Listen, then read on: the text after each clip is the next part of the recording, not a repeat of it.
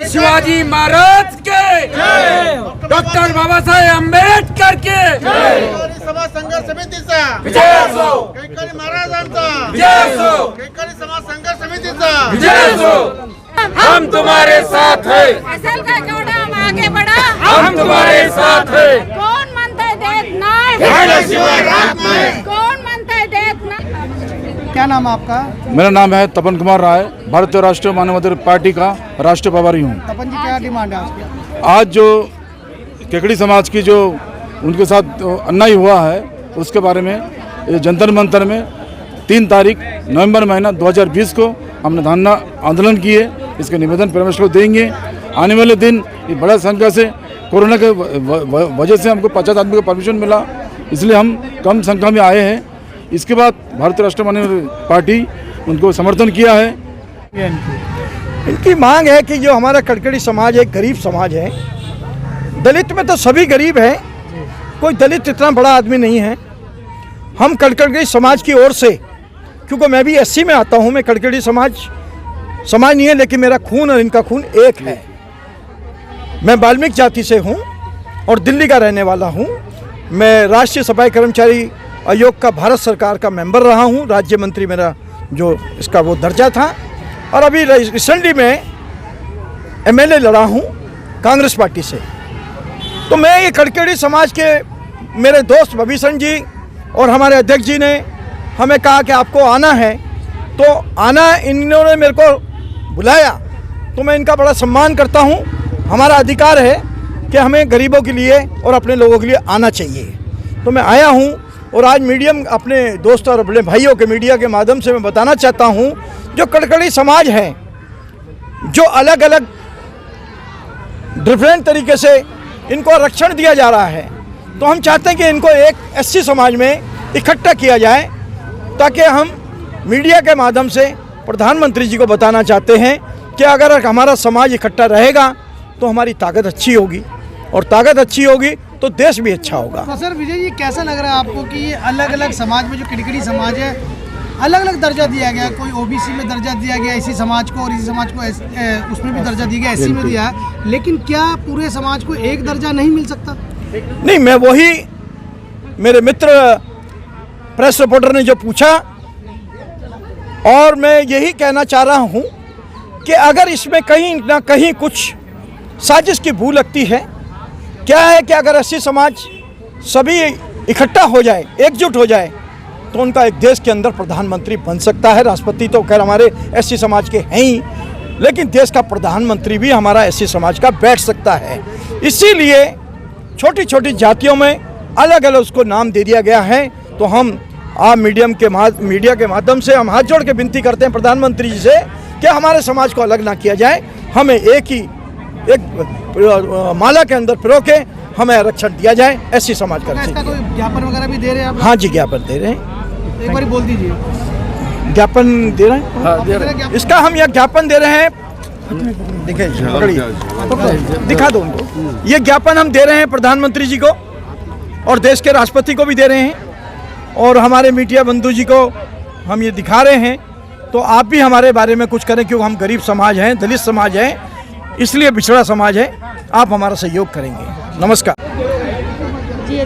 मैं एस.एल. गायकवाड़, अध्यक्ष महाराष्ट्र राज्य कैकाडी समाज संघर्ष महाराष्ट्र से।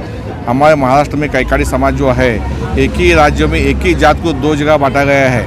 विदर्भ में एससी में है और अदर जिले में एनटी में है। ये तो अच्छा नहीं ना, हमारे पर अन्याय हो रहा है। हमारा कहना ये है कि जैसा विदर्भ में एससी में है और बाकी जिलों में एनटी में है, वो कैंसिल करके एससी में हमारा डिमांड करने के। और महाराष्ट्र गवर्नमेंट ने रिकमेंडेशन किया है सेंट्रल गवर्नमेंट को कि कैकाडी जमात पे महाराष्ट्र में बहुत अन्याय हो रहा है, ये अन्याय अच्छा नहीं है। और एससी में डालने के लिए महाराष्ट्र गवर्नमेंट ने सेंट्रल गवर्नमेंट के रिकमेंडेशन किया है कि ये जाति को एससी में डालना जरूर है, और इनको जो भी सब फैसले मिलना है ये भी जरूर है। और हम अभी आपके माध्यम से हम अपील करते हैं कि थावरचंद गहलोत साहब को कि आप हमारा जो प्रस्ताव है महाराष्ट्र गवर्नमेंट तरफ से आपकी तरफ आयल है, आप जल्द से जल्द निर्णय लिए और हमको न्याय दे दीजिए।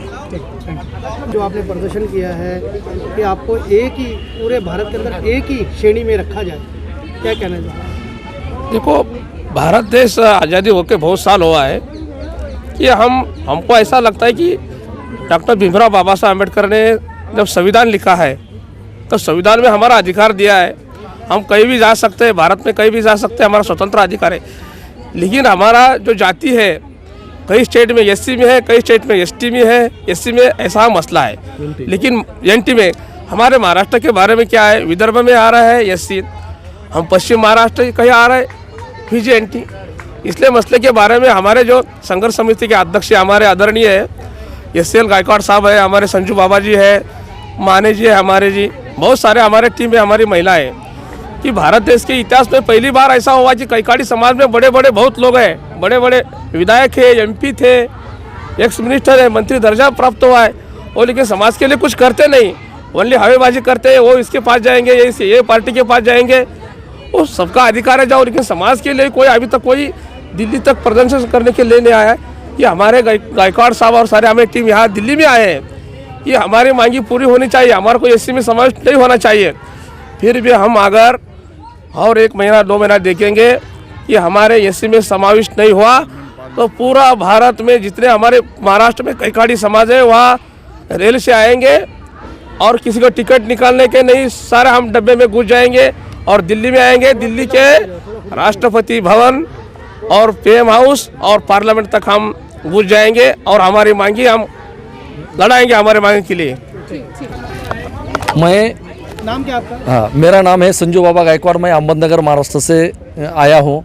मैं सिर्फ आप लोगों के माध्यम से सम्माननीय देश के प्रधानमंत्री नरेंद्र जी मोदी साहब से सिर्फ एक ही रिक्वेस्ट करूँगा कि आप पूरे देश के प्रधानमंत्री और कैकाड़ी समाज भी आपका बच्चा है, तो हमारी एक ही रिक्वेस्ट रहेंगी कि ये बच्चा रो रहा है, इस बच्चे को उसका जो हक होगा उतना वो दे दीजिए। सर, मैं आपके माध्यम से सिर्फ एक ही बात करना चाहता हूँ, सन्मान्य मिनिस्टर साहब, सन्मान्य हमारे SL गायकवाड़ साहब, सबके सामने हम कुछ अलग नहीं मांग रहे हैं।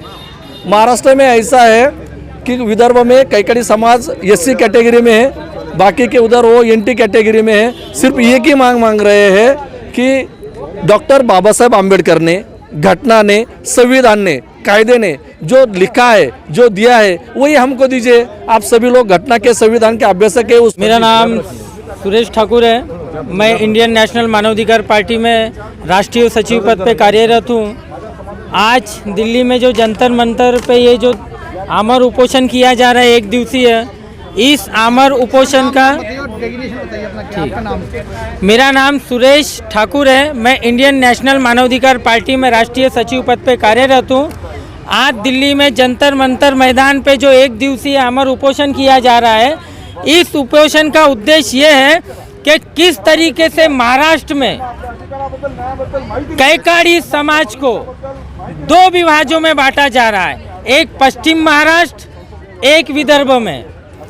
आज मैं आपको ये बता देना चाहता हूँ आपके चैनल के माध्यम से कि महाराष्ट्र सरकार और सेंटर सरकार किस तरीके से यह विभाजित करके फूट राजनीति खेल रही है।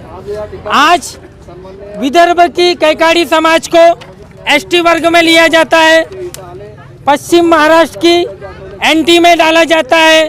तो आप मुझे ये बताइए कि एक ही स्टेट में, एक ही महाराष्ट्र में अलग अलग विभाजित क्यों, एक ही जाति के लोग कैकाड़ी समाज को विभाजित क्यों किया जा रहा है? करने आए ये तो समझ गया आपके कहने से कि अलग अलग विभाजित कर रखा है कैकाड़ी समाज को। तो आपका आज की मांग क्या, जो धरना पर आज की इंडियन नेशनल मानवाधिकार पार्टी के माध्यम से ये मांग है कि पश्चिम महाराष्ट्र की जो कैकाड़ी समाज के वर्ग की जाति के लोग हैं उनको ST वर्ग में डाला जाए, उन SC वर्ग में डाला जाए।